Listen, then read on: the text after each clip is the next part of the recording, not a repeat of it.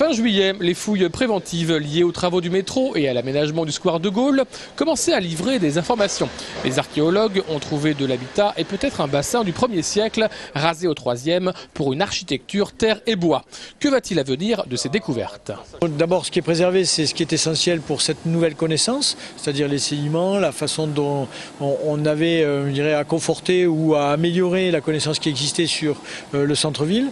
Et ensuite, c'est évident qu'il y a à recouvrir pour pouvoir revivre le 21e siècle et faire à la fois, je dirais, une amélioration des conditions d'accès au métro et en même temps une amélioration de cette place et de ce square de Gaulle dans le cadre d'un cheminement piétonnier avec la rue Alsace. Lors de ces fouilles, les archéologues mènent une véritable enquête à la Sherlock Holmes sur l'histoire de l'urbanisme et de l'habitat. Là, pour le Bas-Empire, on sait qu'on va avoir des pôles importants qui ne vont pas se situer dans cet endroit de la ville. Ce sera plutôt vers la cathédrale Saint-Étienne, au niveau de l'hôpital de l'Arrêt. Voilà.